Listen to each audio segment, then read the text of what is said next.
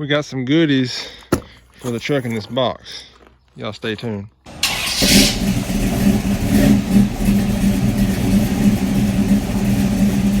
So we're about to deactivate the deactivation, if that makes any sense. What I chose to do that is the Pulsar LT from Range Technologies. Looks a little something like that, and we're going to unbox it in a second. The reason I chose this in particular, originally I was going to get their unit that just plugs in the OBD, but there's a couple reasons. One, I have these amp research running boards, step bars, whatever you want to call them, and they stay plugged in all the time. But you know, you can pop them out to check your engine codes or whatever, but I didn't want to have to pop the Range Technology thing out every time to do that, which wouldn't really be a big deal. But also it has an LED. From what I was reading, it has a light on it that if you leave it for, you know, setting for so long with that on, it could kill your battery. Of course, that would probably only happen if your batteries are getting weak anyway. But anyway, so I run across this that they have, which is a little more expensive, but it's got a few more options on it. And we're going to install that and run it and give you my thoughts on that. So we'll get into it. There's some other options. Like once I figured out I wasn't going to use the one for that just plug in all the time. I forgot which model particularly that's called, but anyway, I was looking like Diablo or maybe EFI Live or some custom tune like that, which I've ran an EFI Live before on a diesel. But the Diablo 2, you can tune it, and then you know, tell them what you want, and then, you know, you can load the factory tune back on if you want to later. But this, and you know, you can do some of the torque management stuff to make the transmission shift a little smoother, because sometimes this is a little clunky sometimes. But anyway, I went with this because we're going to go through the options in a second. But you can change, other than doing the AFM, DFM, whatever, delete, you can adjust throttle sensitivity, and which thankfully this one doesn't have the stop start, but you can do all that. Anyway, you can change some things at any time without having to get another tune, send it back in, and get mailed another tune or whatever. You can change it on the fly. Tire size, you know, if you go with like a size taller tire, which I never go with a lift kit on this, but maybe a leveling kit. If I go with one size taller, whatever tire, you can go in there for that. Or for like on my diesel, if you have the 2500 and your back tires, you have to keep more pressure in them than the front, or otherwise the light will come on for the tire pressure system. You can adjust that to where you don't have to run that much pressure in them all the time. So it's got a lot of cool things you can change yourself using the controls on your dash, and we're going to get in that in just a second. But let's go ahead and install this on the truck first. So right here, you know, it says greatly improves overall drivability and throttle response, features multiple controls and performance functions. See back for details. And then right here it's got, you know, but it's got some paperwork in here. So like right here, it's got your quick reference for things there. This will probably stay in my truck all the time. And then, you know, your book here, which goes through the great detail of it. Anyway, that's what it comes with. The unit, some zip ties, or the module, I should say, the zip ties, and Velcro, and the harness. That's all you need for that. And then it tells you all step-by-steps. For greater detail, apparently you can get product updates by plugging, you know, connecting to the device, doing the update, plugging into the OBD port, update software stuff. But anyway, for right now, we're not gonna worry about none of that. So obviously your module here, and then in here you have your harness, and then some zip ties and your Velcro. I don't know if this is the heavy duty Velcro, but it looks like it's the actual. I have like a box you can buy from Walmart of the heavy duty stuff. It's pretty strong, it works good. This is the Velcro brand, if you can see, and it's probably pretty good. Of course, this goes to your module. This goes to the original connector there, and then of course that ties into this also. So let me see if I can get y'all a better angle here. So another thing too about this I like is because the reason I went with it, although here we don't have emissions, but in the next state over, and you know, Texas, California, stuff like that, it says it may meet your emissions stuff, so you can run it and pass emissions. Now, if you can't, and I've seen a guy said he's in a state that does, I think it's Texas, where I used to work at, Says he ran it and failed emissions, so we had to take it off, redo emissions, and put it back on, which is no big deal. That's another thing that was nice about it. You just unplug it and then, you know, whatever. But it says it is road legal if it passes your emissions, which here it's road legal because we don't have that. But first things first, it says to disconnect your negative battery terminal to avoid check engine light after installation. All right. So I forgot to mention, but this is a 2015 Silverado 1500 with the 5.3. And on your battery terminal over there, that's a 10 mil, at least on this one, it was a 10 millimeter. This is your locking tab, the red tab here. Push up on it. There we go. It's supposed to come all the way up, acting like it didn't want to come all the way up. So then you take your harness here and connect it back where this one just came off from. And it doesn't have anything taped on it. Honestly, I would prefer, it's got it on this side, and I would prefer it to have that over here, but I do have some, so I'm probably about to put some around it. So this is what I have. It's the Dorman. I use this on my square body wire, and if you haven't seen that video and you have a square body and you're wondering what color wires go to what, you can check that out. It's 84 Scottsdale, but this is what I'm run on the bigger stuff, 3/4, and then I had 3/8 for the smaller wires. And it's very, very similar, if you can see here, to that. We're gonna go with this 3/4 around this bigger, because 3/8 won't go around it. We're gonna run this 3/4 around it. And what I use to cut this is just some old Klein pliers. And then I use a lighter just to melt the very end so it's not quite so frayed looking. So personally, I think that looks better. I mean, I'm not gonna tape it off. Now, if you had like some heat shrink to put around there and shrink it down and make it look like that, it'd look even better. But that looks a little better than just having the wires showing. So let's get this on here.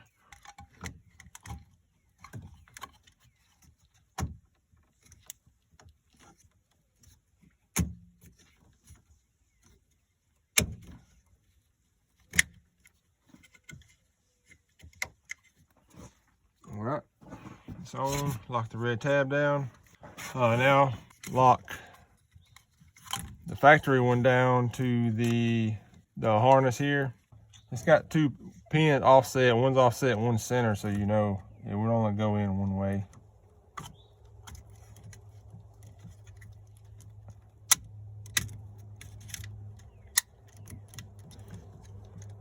So that's connected there. I don't know if I want to run this one over or under. Probably be better to run it over. In my opinion, they should have made this slightly longer so you could get more curve around it compared to that. Looking the best. If they made this a little longer, you could put that there, run it over the top, no problem. And honestly, the wires here, instead of tying in at the bottom, it should have tied in about right here, so it would have been a little bit longer, closer to this.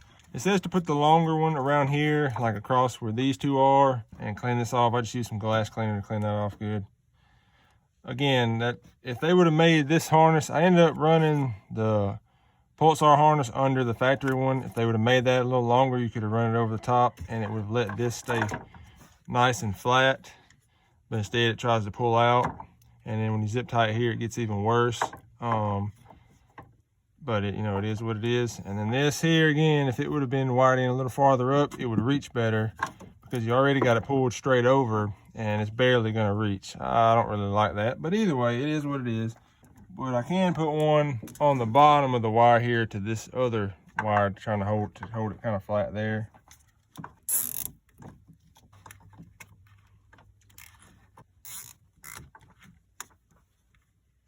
I'm just trying to keep it as flat like that as possible. So that's where I'm gonna leave it here. Just one on the wires here and one on the wires down here, so it lays nice and flat for the most part, like that. I have some industrial, I say heavy duty, industrial type Velcro at home I may use if this doesn't stick very well, but we're gonna try this that comes with it to start with. And it would be cool, it doesn't have the air box or anything over here. It'd be nicer to kind of get it more out of the way, but on the top is really the only place you got to do it here. Clicked in there. I'm using both pieces of Velcro. Put both pieces on there like that.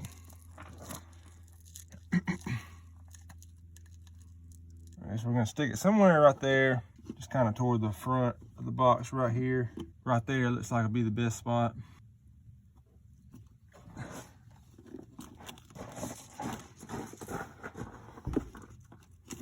Press down on it just to get it stuck a little bit. And all right, that should be good to go. As long as the heat in here doesn't end up making the sticky part of the Velcro come off, that should be just fine right there. I think it looks fairly clean there. Slid it forward or farther up on the box this way, it keeps less bind on the wires there. So I think that'll do. I'm gonna trim this this excess off the zip ties real quick. All right, there's the install. So we're putting the battery back on there now. It turned out pretty clean. I'm pretty satisfied with that. Got the terminal there to snug it down. PT showed up. Now we're gonna get into the programming side. So now we're on to the programming side. If y'all hear some kids music, y'all excuse that. My little girl's back here watching cartoons on the iPad. Cause we're about to leave. But anyway, according here to program, move on to this section. It says to access program menu of the device, cruise control must be turned off, and each adjustment requires a new programming session. So you basically, to start the programming mode, you have to do that every time after each section there. And to turn off cruise control, the vehicle has to be running, but I didn't have my cruise control on anyway. So it says here, vehicle must be off. Hold the start engine button, which this is not push to start, so we're gonna just turn the key on.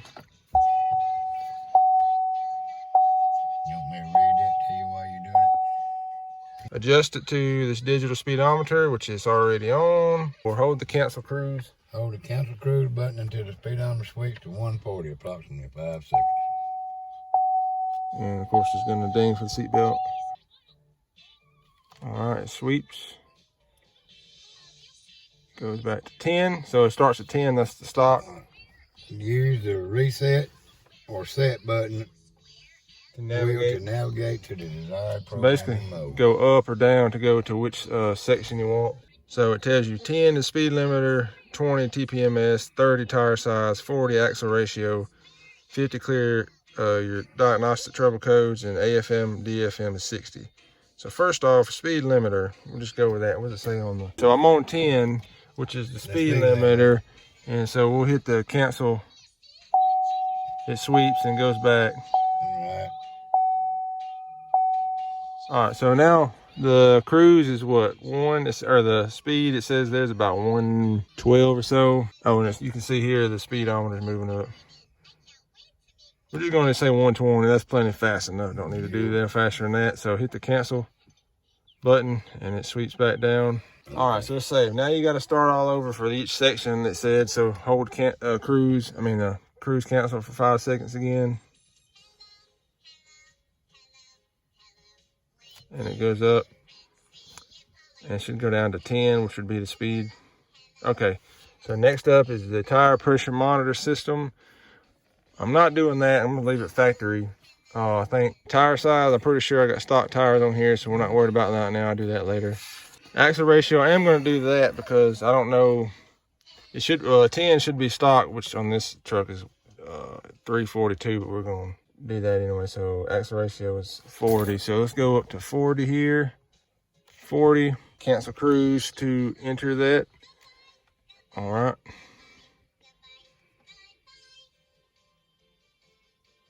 Okay, so starts off with, so that would be 4, which I don't have 4, so 3, and then 3, okay, you hit cancel button, and then it goes to 23, but according to my RPO codes, I have 342 on this differential here.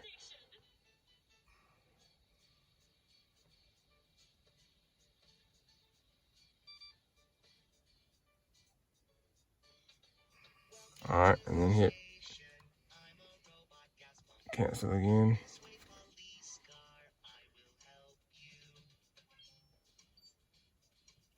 I'll see. So it says enter stock ratio, which I did, and then to enter modified ratio. So now you go to modified, to modify the whole number, which is 3.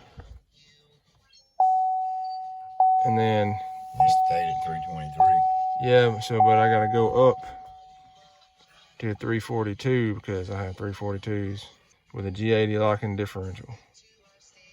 You have to punch, can't save it. To save it, there, hit that, should sweep. It said, okay, it swept to 140, there we go. And that one is complete. So DTCs, we don't need that. I have a scanner for that anyway. So now the only thing left is the AFM. Disabling DFM will automatically disable auto stop start, which I don't have auto stop start anyway. Access programming menu. So hold this for 5 seconds. Sweeps.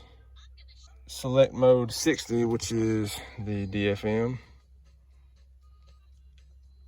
40, 50, and 60. Well, I guess you got to hit that again. Yeah, okay, to enter that mode. 10 is disabled, so where 0 is active. So we're 10 disabled. And you have to punch it. Press cancel crew to speed on the sweep to 140, so cancel. There we go. So DFM is deactivated. Well, alrighty. Now, the only thing is my sensitivity on my throttle. The last one I'm really wanting to fool with right now is my throttle sensitivity was right here. So responsive level adjustment. All right, so to test the DFM, it's got to be running to change that. So we're gonna crank it up. Oh, I got a lot of shock too. So to know whether or not your DFM is active or not, you can go to the trip menu. Down here it tells you V8, or it'll say V4 if it's running on 4. So you can put it in drive and just ride down the road and cruise, and if it stays on V8, then you know it's already deactivated. And we'll adjust the throttle sensitivity here in just a second by doing the cruise. So I'm in overdrive right now, just cruising. You can see there it says V8 and not V4, when normally it would say V4. So the DFM is deactivated. As far as the throttle response so far, it only has 4 increases. 0 is factory, 10 is decreased, and then you got 20, 30, 40, and 50, which is the increased levels. And the increased level, obviously wide open, like you can tell the throttle response definitely. And you know, I'm not trying to run into the back of somebody when I'm up close, like a drive-through, like I said. But the first 2 levels, which would be 20 and 30, you know, they're pretty good. Either one's okay. You get a little bit quicker at 40, and the 50 really quick. So I probably, you know, I run 20 or 30. I don't know. I'm going to play with it and see which one of those I prefer. But right now I'm on 20, and I can't tell much difference in 20 and 30s. When you hit 40 is when you really feel the difference. You can tell the difference from stock at 20 and 30, but between the two, you know, 20 and 30, there's not a whole lot of difference. It's a slight difference. But even the factory one is smooth power delivery. It's just when you're trying to take off, like get out in traffic, it's a little bit, you know, slow. You really gotta mash the gas to get on out there. So that's the reason I wanted to adjust that. But let me drive it for, you know, a week. Of course, y'all won't know it. It'll be in like 3 seconds. But I'm gonna drive it for like a week and just see what I think about it, and then I'll give y'all my final thoughts on that.